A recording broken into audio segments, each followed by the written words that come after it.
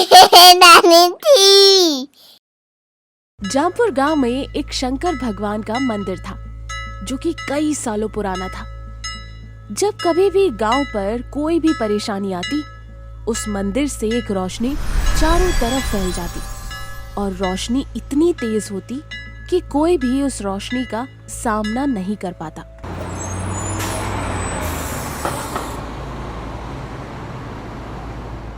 एक दिन वहाँ एक मुसाफिर आया। उसका नाम मोहन था।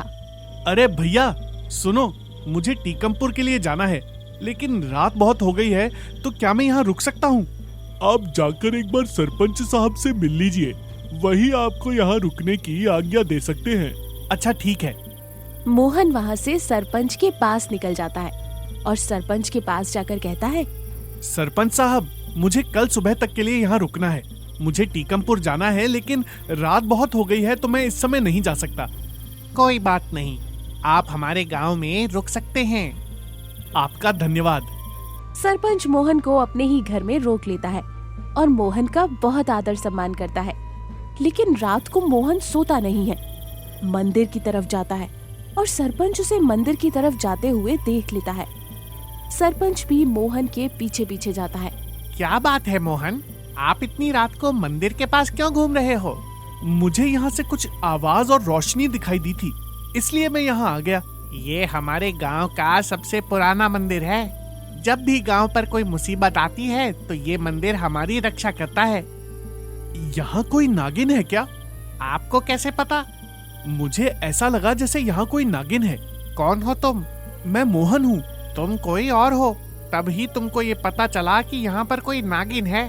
सरपंच की आवाज सुनकर और भी लोग आ जाते हैं। क्या हुआ सरपंच जी? इसे हमने मेहमान समझकर अपने घर और गांव में रखा, लेकिन ये कोई साधारण इंसान नहीं है। इसे पता है यहाँ नागिन है। मैं सपेरा हूँ और मैं इस नागिन की तलाश में ही आया हूँ। मुझे किसी भी तरह ये इच्छाधारी नागिन चाहिए। इस इच्छाधारी नागिन को तुम यहाँ से नहीं ले जा सकते। इतने में इच्छाधारी नागिन सामने आ जाती है। क्यों आए हो तुम यहाँ? मैं तुमको लेने के लिए आया हूँ, चलो मेरे साथ। मोहन, मैं तुम्हारे साथ नहीं जाऊंगी और सालों से मैं यही हूँ और मैं यहाँ से नहीं जा सकती। अगर तुम मेरे साथ नहीं चलोगी तो मैं ये पूरा गांव बर्बाद कर दूंगा। इतना कहते ही तेज हवा चलने लगती है और लोगों की भीड़ टूटने लगती है। मत करो ऐसा तुम। मैं ऐसा करना नहीं चाहता था, लेकिन तुम मेरी बात सुन नहीं रही हो। मैं यहाँ से नहीं जा सकती।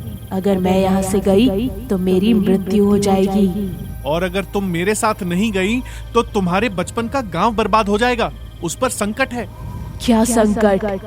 वहाँ एक अघोरी ने अपना डेरा डाल लिया है और वो लोगों को बहुत परेशान करता है। अगर तुम नहीं आई तो वो सबको मार डालेगा। सिर्फ तुम ही उससे लड़ सकती हो।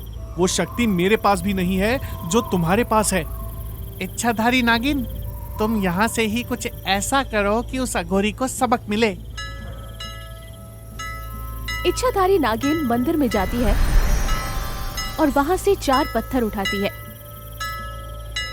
और उस पर अपने विष को डालती है और उसे मोहन को देती है और कहती है कि इस पत्थर को अघोरी के उस कमंडल के पास रख देना, जिससे वो लोगों को शराब पिलाता है। अगर अघोरी के इरादे गलत होंगे तो उसकी सारी शक्तियां चली जाएंगी। मोहन वो पत्थर लेकर चला जाता है और जैसा इच्छाधारी नागिन ने बोला था वैसा ही करता है। अघोरी, तुम लोगों को शराब पिलाना बंद करो, इससे गांव के लोगों की मौत हो रही है। तुम कौन होते हो मेरे बीच में बोलने वाले? मैं ऐसा ही करता हूँ। ऐसा बोलते ही ये मुझे क्या हो रहा है? कोई मुझे बचाओ, मेरी शक्तियाँ खत्म हो रही हैं। मैं कुछ नहीं कर पा रहा हूँ। और अघोरी को लकवा हो जाता है और उसका शरीर नीला पड़ने लगता है और वो जमीन पर गिर जाता है। बचाओ, बचाओ। अघोरी, अब तुम साधारण इंसान हो। अब तुम हमारा कुछ नहीं बिगाड़ सकते। तुम्हारी एक गलती ने तुम्हारी सारी शक्तियाँ खत्म कर दी। इतने में नागिन की छाया सबको दिखाई देती है। ये तुम्हारे कर्मों का फल है। मोहन ने तुमको पहले ही समझाया था। मैंने अपने पैर पर खुद ही कुल्हाड़ी मार दी। नागिन, मुझे माफ कर दो, मुझे बचा लो और मेरी शक्तियाँ मुझे वापस कर दो। मैं तुम्हारी जान बचा सकती, लेकिन तुम्हारी शक्तियाँ तुमको वापस नहीं दे सकती हूँ। जो होना था वो हो गया। अब तुम फिर से तपस्या करो और फिर से तुम्हारी शक्तियाँ वापस मिल जाएगी। अघोरी को ऐसा सुनकर अपनी गलतियों का एहसास हुआ। वो इच्छाधारी नागिन के साथ साथ सारे गांव वालों से माफी मांगता है। ऐसे इच्छाधारी नागिन 2 गांव की रक्षा करती है। इस कहानी से हमें ये सीख मिलती है कि कभी किसी का बुरा नहीं करना चाहिए। अगर आप किसी का बुरा करते हो तो आपका बुरा होता है, जैसे अघोरी का हुआ। नानी थी।